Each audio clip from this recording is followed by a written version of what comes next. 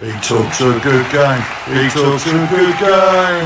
On the outside, he talks a good game. Beat.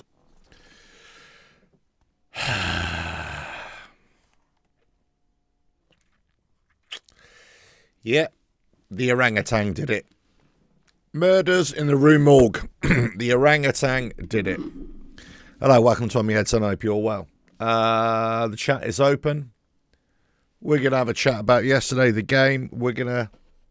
Do you know what? I went out yesterday afternoon after the game, and I went into a shop and I saw a book, a collection of works by one of my favourite authors, and I thought, you know what? I'm having it.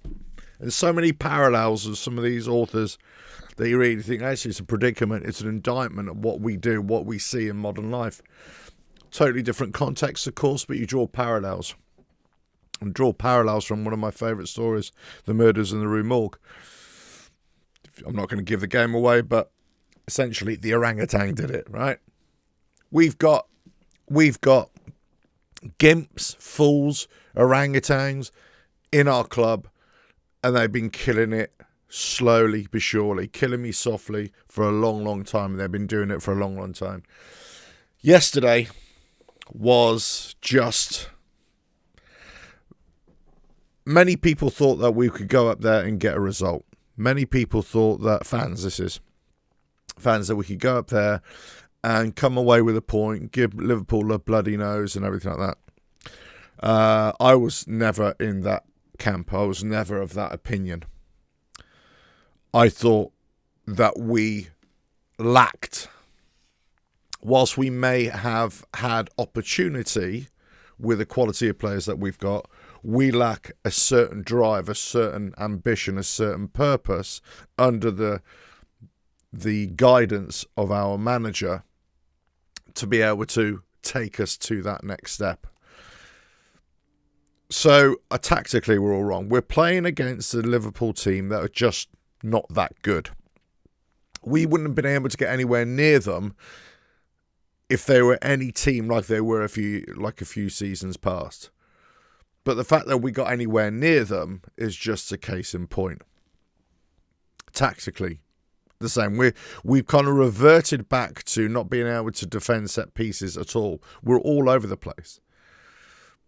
And we're relying on players like Castellanos to mark players when our defence is not even marking those players on the periphery. And you're just so huddled in that 6-yard box and you're missing all the other players around you. So if you're letting in 3 goals from set pieces, then essentially, you know, it's doomed. You're setting up in a formation when you've only got one player up front who's not even the best at that position. So we're expecting big things. We're expecting that we can go up there and give them a result or get a result there of any description, not come away with a loss. It could have been 7, 8 they could have scored. We could have scored a couple more as well. It was just one of those games. But you could see the quality in Liverpool isn't there. If they'd beaten us 5-2, but we know that they really completely bossed us, outplayed us, then you're like, okay. But there were good periods in that game where we were getting better possession. We were getting into certain positions. And we just weren't able to convert that. And at the same time, anytime we were trying to get into those positions, being player-led, even though we were set up in a defensive setup, even though that was the case, we were actually inviting Liverpool to come at us in that awkward way that they were doing it and just putting us under pressure, and we were going to break. All this week, obviously, I'm sure you've heard about the financial troubles of the club. Over £100 million in debt over the last year accounts. Well, actually, they're not last year, the year before. This is what I want to say about business and business accounts, which some people may be jumping ahead, and they may be thinking exactly what this report or these set of accounts tells us is exactly the position that the club is in now. That's not the way the accounts work. The accounts work and if you're looking at a business, you don't look at the latest published accounts. What you need to do is look at the trend of previous year's accounts, then you look at their current financial situation. So you're basically looking at things like cash flow stock, the invoices that have to come in, the outgoing payments that are pending, the debt, so on and so forth. So you would look at this and you would say, okay, we're £100 million in debt and all this kind of stuff. Actually, it's over this last year. Then you start digging into what's happened last year. So if you take the likes of Kudus, Paqueta, Fulkrug, who's gone out of loan, that we've actually getting a little bit of money back, all the players that we've let go in the last year, the season, taking off money off the wage bill and everything. But we've lost money on those deals. Then you're kind of thinking, well, perhaps it might be a different set of accounts for next year. But the fact of the matter is, we're not going to make up £100 million worth of debt, especially when you're servicing debt and you're having to pay, fines left, right, and centre and everything like that. So whilst it's grim reading for last year's accounts or 2024's accounts, 2025 might give a slightly different picture. But it'll only ever improve based upon staying in the Premier League. Because of the reason why we've been selling off players, the Paquetas, the Kudus, the Guillen, whatever, and trying to get players off the wage bill, that is another indication that we're trying to get rid of debt. We're trying to get ourselves out of this mess that we've created. And because we're doing that, we're basically addressing an issue with the squad. The squad just isn't good enough. And we've had successive managers that just haven't been able to give us better football and better results, basically. So you're in a situation now where you're financially in trouble. You're playing not very good football, or football that isn't successful, at least, regardless of whether the performance have improved slightly. Overall, results are where they are, and we're still in the bottom three. I said this last week, that if we go down, and it's more than likely we're going down, I've been saying it for months, right? If we go down, then the club's going to be decimated in terms of fan base, in terms of match day experience, in terms of revenue, all those sorts of things. If we stay up, don't expect anything different, because the chances are, the likelihood is, because of the financial situation that we're in, we're going to have to sell off more players, and we're going to have to try and recoup those losses. The only one good thing about staying in the Premier League is that we got that ability, that money coming in from the Premier League that will help us. Yes, we'll have parachute payments if we go down, that's for sure. But we've got to make sure that we come straight back up. Otherwise, the debt will just spiral out of control, and we'll probably go bankrupt. We'll probably go into liquidation. That's the seriousness. So everything that's happened within the club in terms of finances, in terms of stewardship, in terms of the way we've systematically broken down a club of all its resources, of all its assets, stripped the club of its assets, this is what we're faced with. So whilst there is hope, or there was hope, green shoots of hope out there in terms of those performances, the problem is that even those performances weren't yielding enough results to be able to get us out of this. And even if we get out of this, the horizon is bleak. There's no sun coming up behind the hills here. There's no sunshiny day out there. Basically, this is bleak. And the only way to address it is to strip all your assets, to get rid of that debt, so that you can rebuild. And this ownership doesn't even know what to do. I see lots of people in the comments here, and I'll get to you in a minute as well. Thanks for joining, really appreciate it. But we've been killed from the inside. It's almost like, for some, it's a mystery, right? It's a mystery. How has this happened? Murders, the book I was talking about, right? The story Edgar Allan Poe, go read it. Murders in the Rue Morgue, right? How did it happen? What happened? When you start dissecting it, you can see what's happened. Many fans have come to that realization. Many fans have walked away from the club. Many fans think, I'm not going to go to the games. I'm not going to support the team. I just don't care. They've done me. Many fans have joined, wanted to go to the games. The move to the London Stadium has enabled so many more fans, so many more people who want to go and watch West Ham, or want to go and watch Premier League football, I should say. And this is where I come to my opinion, that if we go down next season, the match day experience will be decimated. I doubt we'll even get half that stadium full. Half. I'd be very surprised. Especially if we're still in the same situation financially, especially if we still got the same ownership model. And I just don't see how there seemed to be a lot of positivity out there. I haven't read the comments, but maybe many of you thought, hey, do you know what? There is, we can do this. We can do this. And I've been saying, I'm not sure where you're seeing this. Where are you getting this data that makes you believe that we can get out of this? And then certainly if we do, fantastic. I'm with you. I was wrong. You were right. Fantastic. But the writing is on the wall in terms of going down. But if we stay up, then actually we're probably going to be in a worse situation. We'll probably be a Wolves or a Derby from a few seasons ago, that will be right at the foot of the table and there's no way of getting out of this. Nuno's probably thinking, Christ, all this debt, what am I to do now? It's bad enough as it is.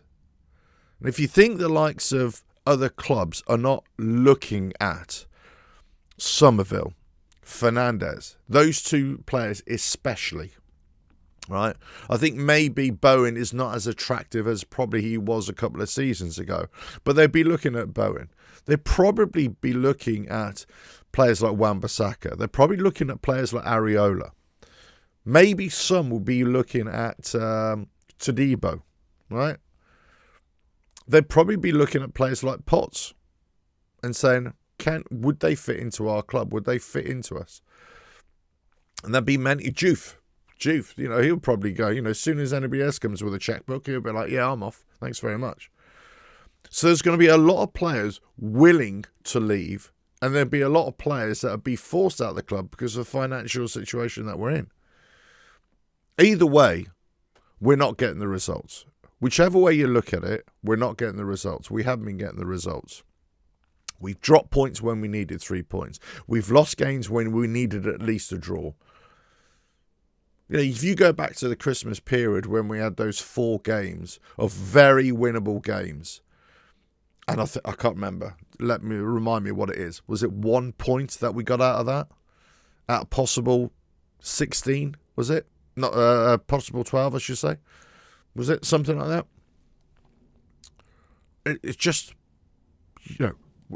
we've done this to ourselves. The club has done this to ourselves.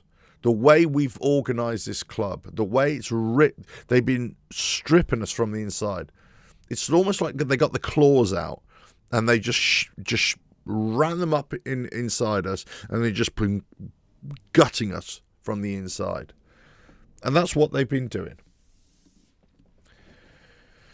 It's just been a catalogue, a train wreck that's been coming for a long, long time.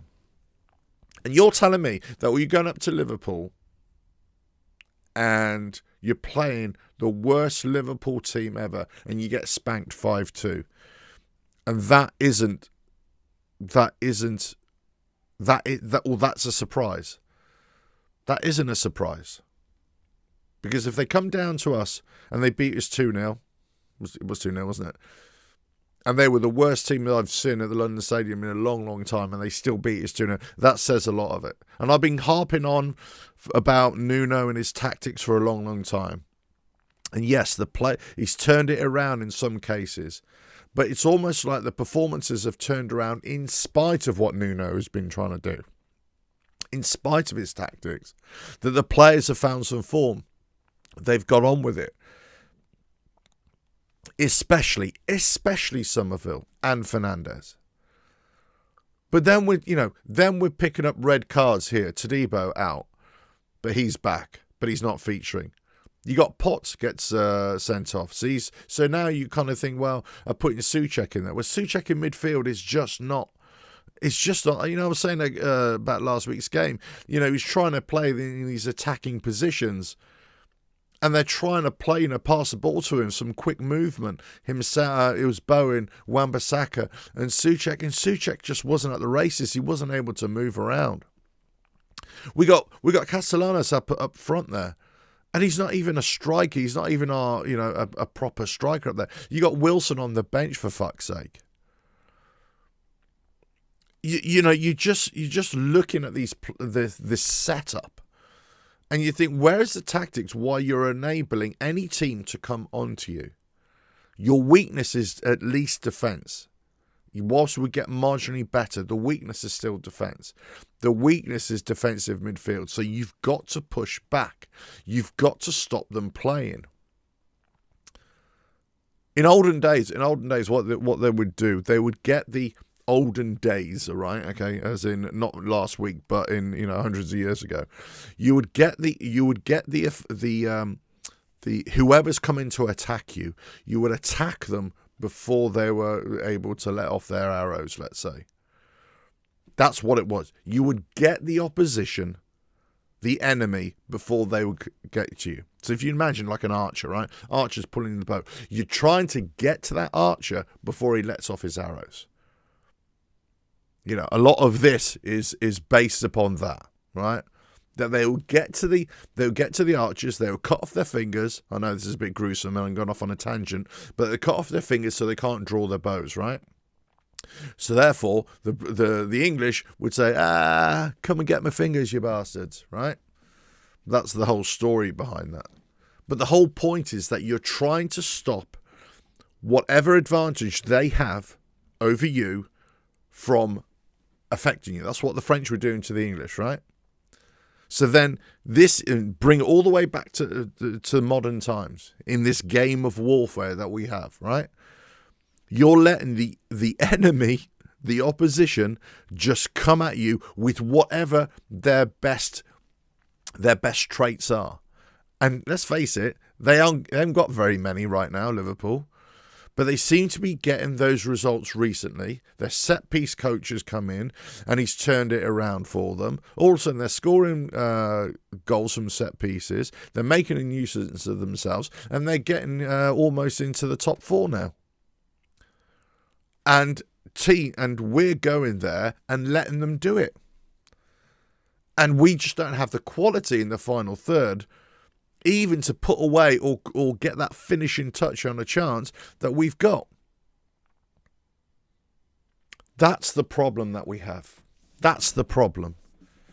We have a tactical issue here in the manager. We have players that we're expecting, we're hoping that they can perform at the highest level that they can potentially ever perform at, week in, week out. We're hoping that any chances that we create, by hook or by crook, we can get the ball in the back of the net. We're hoping too much, we're expecting too much, and the reality is we're just not good enough to be able to convert those chances, whatever chances that we get. The reality is we're not good defensively in midfield, and we're not good defensively in defence. And our keeper, the choice of keeper, is actually there's no reasoning for the choice of keeper, because now the choice of keeper is that you're letting in goals, loads of letting in goals. So you're letting in lots of goals. Granted, yeah, a lot of the goals weren't by his own making yesterday, Hermansen. There was a lot of deflected goals as well. But he's not exactly the best keeper. If you could see there was night and day between Hermansen and Areola, there you could look at justification. And playing out from the back, we're rubbish at it anyway. And his passing conversion is rubbish anyway as well. So there's no difference, really. Areola, for me, is a better keeper, but this is subjective, what you believe. But fundamentally, defensively, we're wrong. We're just all wrong. And, I would look at this from yesterday, look at this from an attitude point of view, right? I'm not digging holes into the players, but I want to pick out a couple of players and ask you what you think of this, right? We're 3-0 down. Souček gets in there, gets a goal back, right? Defensively, Liverpool are all over the place. But he celebrates like we've just taken the lead. Like it was a 0-0 and we've gone 1-0 up. He's doing the helicopter and everything like that. He's smiling. Yeah. We're 3-0 down. If that was me or one of my players, I would expect them to run into the goal, grab the ball, run back to the centre of the park and say, come on, let's go again. It's almost should be a muted celebration because you're like, no, we're 3-1 down now. We need to get back at this. When they scored one of their goals that went off in Disenchantment, right? I don't know if you saw it. I wasn't at the game yesterday, by the way. I'm only watching this on TV, and then I had to watch it again, match of the day, right? As well as watching lots of other things last night, boxing and everything through the night. That's why probably I'm a little bit droopy-eyed this lunchtime. But Disenchantment was smirking. He was laughing, when that goal went in. Now, he's probably going to laughing at the predicament. Oh, bloody hell. But the point is he's laughing. He's not angry. He's not kind of angry at himself or angry at the situation. He's kind of smirking. And they're smirking as if, we're... And there's fans going, this is Anfield. This is, this is what it is. I'm not laughing. I'm not smiling. I'm not holding up my hands going, oh, well, Now, I'm not saying that's the reason why we lost, but it's kind of indicative of say, well, I should do. What is the purpose? What is the point? If you've got players in there are not fighting with every breath, with every movement, then you've got this kind of down in tools mentality. It's like it just doesn't matter. It just doesn't really matter. We don't really care as if everything depends on it. I'm not saying they're not trying, but it's like there's a trying and there's giving it everything. And then you're fighting an internal battle between what you would like to do as a player and what the manager is doing in terms of setting you up. And then you're fighting that internal problem of a club that's all at sixes and sevens. That's all over the place. And then obviously the news of being in financial trouble, having to sell players, and in £100 million worth of debt, and God knows what it's going to be like this season. Everybody's thinking, am I going to be leaving? Am I going to be sold at the end of the season? Is it going to be a fire sale? What's going to go on? What's going to happen with the ownership? Is Karen Brady getting the sack? Is she leaving? What's happening? What's happening with the board? Are the police going to suddenly start breaking down the doors here? And we're all going to be wondering what the hell's going on? So psychologically, mentally, it's all wrong. The whole setup at West Ham is all wrong. And we talk about, in terms of business, we talk about bottom-up, top-down influences, right? This is a top-down influence. This is the ownership model that has created disarray right throughout the club. The way we're run, the way we operate, the way we communicate with the press, the way we communicate with fans, the way we deal with transfers and the players and the players that come in, the players that leave, the stories, the conspiracy stories to say, why does a player want to go when we're actually pushing them out the door? Why does a player down tools? Well, because something's going on behind the scenes, and you know what? He's really bloody upset. There's not a lot of harmony in there. There's not a lot of togetherness there. There's not a lot of, we're a happy bunch. Yeah, there's not a lot of that at West Ham. And the media team can give you, little snapshots here where, everybody's, happy clappy and everybody's, we're all one side, we're all together. But if that was the case, then it would show itself on the pitch. And we're not seeing that. We're not seeing that time and time again. And we're not seeing that in results. And we're not seeing that in overall performances. So we come into a situation, and I've been, if you're watching my channel, maybe many of you are, maybe many of you aren't, and if you are, fantastic, thanks very much, really appreciate the support. And if you're watching this later, let us know in the comments as well. Let us know what your thoughts are. But I've been saying this for weeks and weeks and weeks and possibly months and years, right? That we've had a massive problem at West Ham for years and years and years, regardless of successes, regardless of when we're doing well and when we haven't done well. The problem is the structure. The structure of the club is wrong. The vision is wrong. When you talk about vision, right? So a vision for a club, a vision for a team, a vision for anything, a business. You can't think about, as a fan, what's my vision for my club, right? It's not about Fulham now. That's not your vision. Your vision isn't about Fulham. You're the next game. Yeah, we go again for the next game. But that's not the vision. The vision is now 4 or 5 years down the line. For a club, for a fan, you've got to be looking at your club. So where are you going to be in 4 or 5 years' time? Because this is what's going to happen, right? If you don't invest, don't get ourselves into this financial hole that we're in. We don't invest in the squad and promote that squad and bring these players and have a revolving door of quality coming through. You're going to be in this fighting battle year in, year out, season after season. And in 5 years' time, the likelihood is that you're going to be, at the 11th hour. It's going to be 11:59, and the bailiffs are going to be knocking on the door. If it doesn't even happen before then. So a business has got to be looking to say, how can we protect the business? How can we grow the business? And how can we keep a steady ship all the way through? And how can we just get better and better? How can we evolve, right? We've had none of that for 15 years. Now, football is a funny business, right, in terms of finances. Sometimes it's very hard for people to fully, even business people, to fully appreciate how the business model works. The problem is there are lots of variables in football business in terms of players going out on loans and, pending payments and going both ways and money from different sources and commercial. It doesn't matter. It doesn't matter about all of that. Essentially, it's what's coming in and what's going out.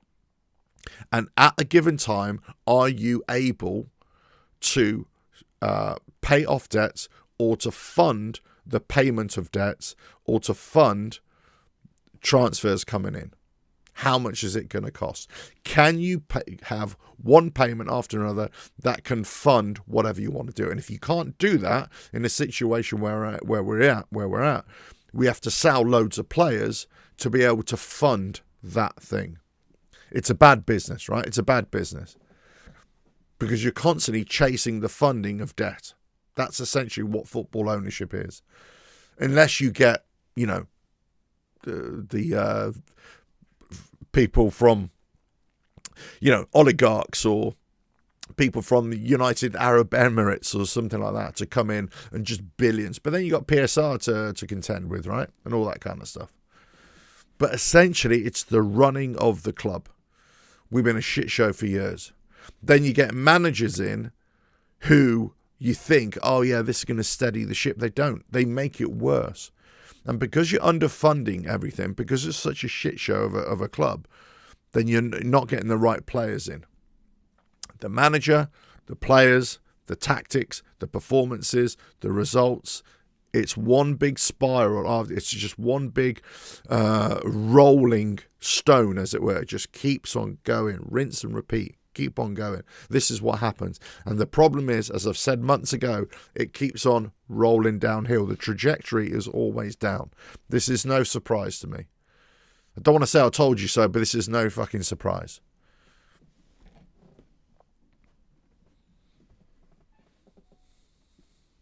Pieleton, hello. I'll get into some comments. After I watched a lot West Ham tubes, and it's safe to say we'll have different opinions, 100%, and thoughts, but I bet there isn't a single one thinks that Sullivan is a good owner. Yes. Progging well. Afternoon, mate. Hello. I always thought we could and would do it, but never really expected to. I was hoping for a draw. I think that, look, hope. Yes, hope. Hope that we could go out there. I was saying last week, or a few shows ago, I said, we can hope to go there. We can aim to go there. But tactically, we've got to be in a position that we want to go for it. But I've said, I just don't believe, I don't have faith that Nuno will be that kind of guy. The boys had to go defence like water, is what I said, basically. It doesn't matter what we're doing, trying to go forward and everything. Defence is just, full of holes, isn't it? Afternoon. Hammer 1979. Hello there. I thought a loss of 104 billion. The debt is more like 250 million. What does it say? That is 2024 accounts, right? When you're talking about 2025 accounts, they'll come out next year. So we won't even know what that's like. Again, don't read too much into this 250 million because we don't know what that is based upon the accumulation. You've got to look at what the accounts are. They'll know, the club will know, they'll know what their balance sheet says at the end of their financial year, but we won't know, and it's going to be hard to guess in terms of that because once they've serviced all the different debts and they've got the money in from different different transfers and all that sort of stuff. Debt is far more than reported loss. Yeah, fire sale. Yeah, it's coming. A fire sale. Shareholders gladly taking their bonuses but not contributing fuck all to the pot when needed. Yeah, 100%. And I've said this from a long time ago that it's not just Sullivan. It's just not Brady. It's the whole board for me.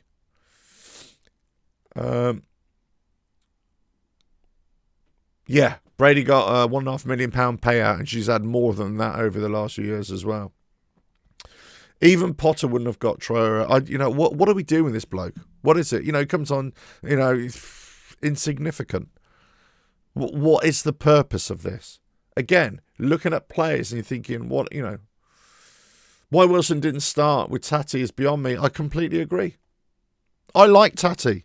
I like him in terms of West Ham connection, feeling. I think he's got that about him. But wrong position, wrong player. And we've got players. You think about this, right? Pablo's out injured. God knows if he's come back. And he's not even that good, right? Tati, not really the best up there. Wilson, he's only going to be with us for this season, unless they keep him on. So even if we survive, next season, we're going to be in a terrible state because we haven't got a proper striker or strikers. Common sense doesn't apply to West Ham ownership or management. Yeah, absolutely right. Kendridge, yeah. Sorry, I'm just reading the comments, not necessarily reading the names. Piero Tom, when our centre-backs now would make sense to play 3-5-2, but with an attacking mindset, only drop back to 5 on corners. I personally, however you do it, 4-4-2, but the 2 at the front, 2 at the top has got to be there.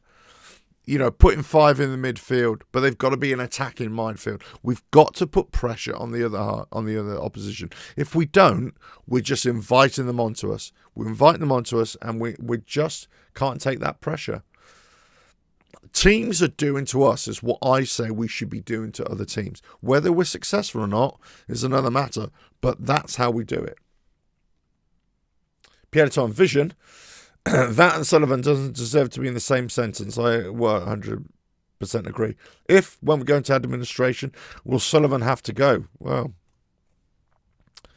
there's nothing to say he will have to go. It depends what happens then. But if there would be an ownership change in terms of administration because they have to service debt, they have to pay off the creditors. But being a no illusion, going into administration is a terrible thing for West Ham. No matter how much you want to get rid of Sullivan, going into administration is a terrible thing. You're a hop, skip and a jump away from ending West Ham. Ending it. So that's, going into administration is not a good thing. Oh, yeah, we get into administration. We get relegated, go to administration. Yeah, everything, all our problems will be solved. No, because it will rely on a buyout. It will rely on the administrators trying to find somebody to come in and buy this club. So if you think about what, this is when I talk about asset stripping. What is appealing about West Ham? From a business point of view, nothing. There's nothing appealing. Very high debt, very high wage bill, a stadium they don't own, not even getting revenue from that stadium, and overheads and training facilities. It's I'm sure you watch other YouTube channels. I haven't watched any, so I couldn't say. I don't know what the feeling is out there, and I tend not to watch other YouTube, the West Ham channels, I should say, until I've made my video, until I've made my points, and then I'll go and watch them and see what other people are saying.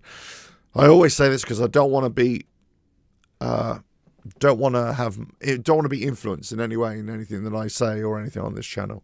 It's got to be my thoughts and my thoughts alone. But this is the way I see it. My opinion hasn't changed. My opinion hasn't changed. And it never was. Even when we started to play better, my opinion never changed. And hopefully you've seen that. Hopefully you would have seen that. That I'm always going on about the ownership. And I'm always going on about Nuno. And I'm always going on about the tactics and everything. And where other people see hope, I see, caution. Just, we're not there yet. Where others say, yeah, we're going to win, we're going to do this. I'd say, well, where's the data for your optimism? I hope you're right. But where is the data? Because I haven't seen anything that tells me that we're getting out of the bottom three anytime soon. And what I've said time and time again is that the nearer we get to the end of the season, we're running out of games. We're running out of games to get us clear, get us out of it, first of all, and then get us clear. And what's happened over recent seasons, which many people won't want to acknowledge, won't want to see, as this has been coming for a few seasons, that we get closer and closer to the end of the season, we're near the bottom, and then we start just pulling it out the bag of the last few seasons. Okay, apart from those couple of seasons where we are, up there. But for many seasons, we're down there, and then we just sort of pull it out of the last few games. 10 games to go, right? So potentially we could still do it. I'm not saying, nothing is impossible. It's highly improbable. It's highly unlikely, right? But you got the other teams that they do well, they don't do well, but they're keeping that distance. Yesterday, I thought Burnley were going to, what a game that was, right? Burnley were just going to get to within 2 points of us, 3 points of us. Wolves beat Villa the other night, 2-0. Now, I don't say Wolves are going to catch us, but I thought I was getting quite nervous yesterday because Burnley, I thought, if they get another result and we lose, we could go even lower. I mean, how crap would that be? It's just... The point is, this has been happening for a long, long time, and it hasn't been addressed. And the performances just keep on, and no team has a right to stay in the Premier League. No team has a right to win. No team has a right to put out decent performances. But we have the right as a fan base. You have the right as people who just want to watch football to see that there's a plan here to try and achieve that. To try and get to wherever we want to get. And when it's repeatedly showing that you're failing in so many different areas, this is where, you get fans who just don't want to go anymore. And you do start questioning. What's the frigging point? When you've got an ownership like this, when you've got a club, that treats fans in a certain way, the match day experience is just most of the time. The last few weeks has got better. The The atmosphere has got better. We've tried to bring it up. I still go to games, right? I still am a season ticket holder, but I've been questioning it a lot. I've been questioning a lot. I was doing it last season. I'm doing it again this season. Do I renew? I'll still go to games, but probably just won't be a season ticket holder. I just, get the occasional game as and when I want to go. It'd be a damn sight cheaper for me, that's for sure. I'd save a lot of money. It would solve a few domestic issues, let's put it that way, but me going to games. But you do it because it's part of you, because you want to do it, right? And I enjoy it. I enjoy the match day experience. Certainly not as much as I used to. Definitely not as much. And I certainly don't enjoy it like I used to years ago, of course. I don't. I just don't. And my supporting a club, supporting your team, is not based upon whether we're winning or losing, whether we're in the Premier League or not.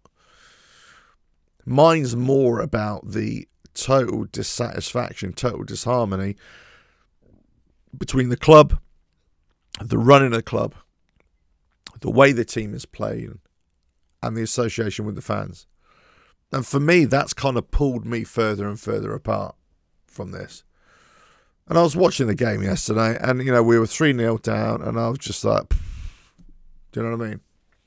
Then I watched the second half, and I was just like, but I wasn't really, we got a goal back. Oh, okay. Then then they went up 4, and I was just like, and then we got another goal, and then they went 5, and I was just like, do you know what I mean? I was just, by then I kind of switched off. I was just like, well, we've lost. It doesn't matter if we play well and we get beat. Because the fact of the matter is, we get beat.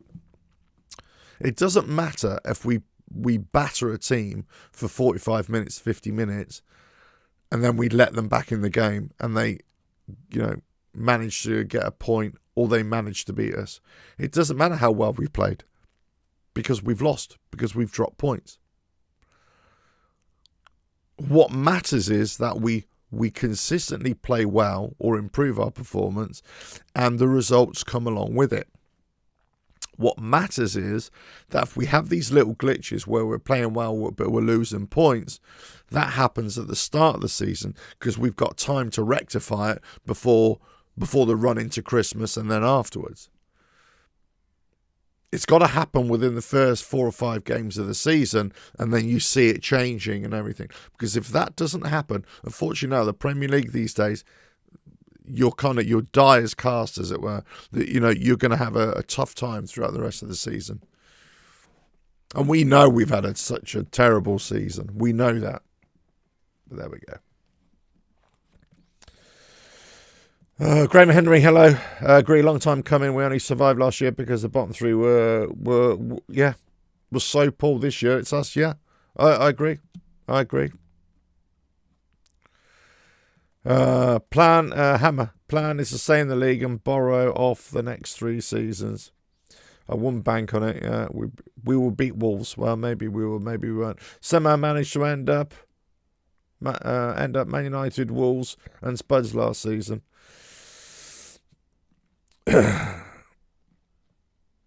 We are fucked, basically. We are completely. And I'm not even just talking about this season, I'm talking about next season as well. Because if we get out of this by some lucky escape, because it isn't a great escape for me, it's a lucky escape, right? If we get out of this, I cannot see us being in any better position next season. I would be surprised. I will be shocked if we're in a better position next season, if we stay up. If we go down, there's a realistic chance that we will struggle next season. Really badly struggle next season. Because we have to get rid of our players. Anyway, guys, listen. Thanks for joining. I wish I could be positive but all I'm trying to tell you is that the business side, it's a weird business to understand, football business, but actually, in many ways, it's a very simple business. It's just that it's based upon servicing a lot of debt the whole time, and you're not really making a lot of profit because you're just servicing debt all the time. Our ownership has taken dividend from that debt as well. So they've earned millions out of that debt to the club, right? They've stripped the club to feather their own nets to a certain degree. Lack of investment in the squad. I want to say misappropriation of funds in the right place, right? I don't want to say in terms of they committed a crime, but I'm saying the not misappropriation, that's probably the wrong word, the misguided direction of funds, let's say, to make us better.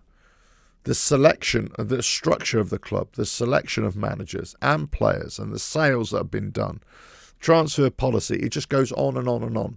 This is what's caused the issue. But game to game, week to week, the Nuno tactics, the players, it's just not performing. This is where we're at. We're in serious trouble financially and as a club. And serious trouble of being it's serious chance of us getting relegated and a serious chance of not coming back up, or next season, if we do manage to survive this season, a serious chance that we'll go down again. There we go. Frogging well, that's the joke. Yeah, those fuckers are earning from the debt. 100%. They've been earning from this debt. You know. They don't serve the club's best interests. They serve their own interests. That's it. Karen Brady does not serve this club. David Sullivan does not serve this club. The board members do not serve this club. They have an involvement with this club to try and earn money from this club. They earn this money from this club from being in the Premier League. They know the Premier League is the cash cow. They know that the model is quite simple from David Sullivan and Gold, but for him, but anybody, right? So you can say, this is the way you can do it, right? You can say, okay, let's say West Ham need 50 million for whatever reason.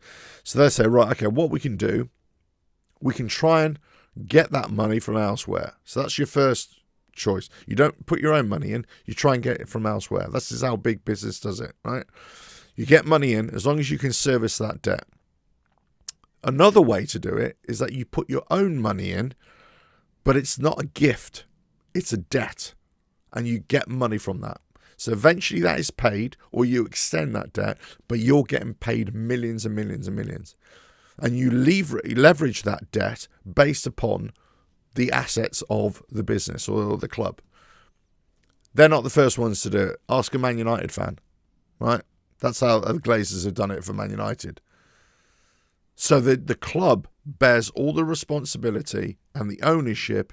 They just keep on bringing it in. Yeah, bankers, basically. You know, unbelievable.